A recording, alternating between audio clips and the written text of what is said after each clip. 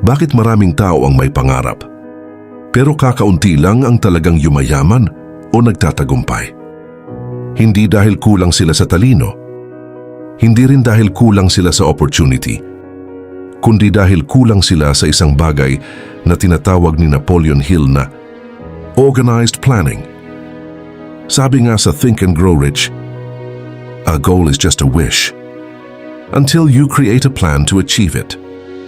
Ang desire mo ay parang apoy, pero ang organized planning ang gasolina na magpapalaki dito. Sa video na ito, pag-uusapan natin kung paano mo gawing action ang iyong desire. Quotable lesson. Ito ang isa sa pinakamahalagang aral sa chapter na ito.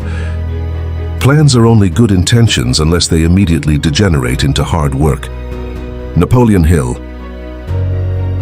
Ibig sabihin, kahit gaano kaganda ang plano mo, kung hindi mo ito inaaksyonan, wala itong halaga. Maraming tao ang magaling mag-isip. Pero ang tunay na nagtatagumpay ay yung magaling magpatupad. Desire plus plan plus action.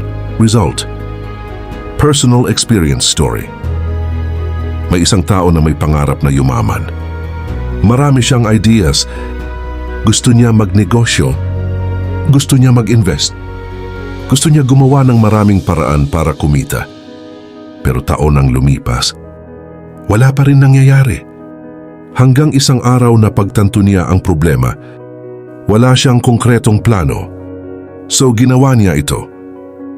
Instead na sabihing, gusto kong yumaman. Ginawa niyang specific. Magnegosyo ng buy and sell. Mag-ipon ng capital. Mag-target ng profit every month. Araw-araw siyang kumikilos. Unti-unti, ang dating pangarap lang naging reality. Doon niya naintindihan ang sinasabi ni Napoleon Hill, success requires definite plans carried out with persistence.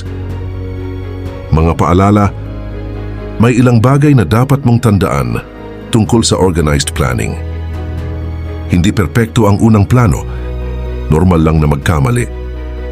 Sabi nga sa book, if the first plan fails, replace it with a new plan. Ang failure ay hindi katapusan.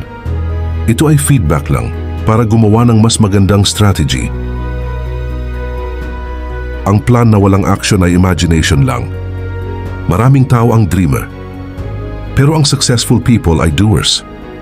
Kailangan ng persistence. Hindi sapat na gumawa ka ng plano ngayon, tapos bukas susuko ka na. Ang success ay para sa mga taong hindi tumitigil. Mga dapat gawin. Kung gusto mong gamitin ang principle ng organized planning, gawin mo ito. I-define ang iyong desire. Tanungin mo ang sarili mo, ano ba talaga ang gusto kong ma-achieve? Magkano ang target kong pera? Anong klaseng buhay ang gusto ko? Kailangan clear.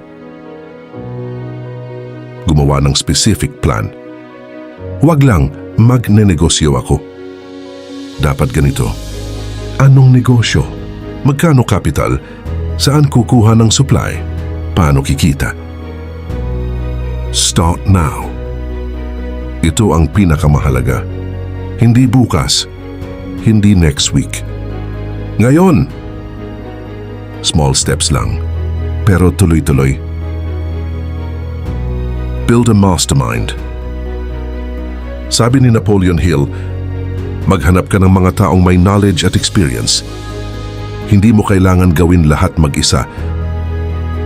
Powerful realization. Ito ang isang bagay na napansin ko sa buhay. Ang karamihan sa tao ay may pangarap, pero kakaunti lang ang may plano at mas kakaunti pa ang may aksyon. Dito nagkakaiba ang ordinaryong tao sa mga successful people. Memorable ending quote. Tatandaan mo ito. A dream without a plan stays a dream, but a dream with organized action becomes destiny. Kung may pangarap ka, huwag mo lang isipin, planuhin mo, trabahuhin mo, at gawin mo araw-araw. Dahil sa huli, hindi nananalo ang may pinakamagandang idea. Nananalo ang may pinakamalakas na execution.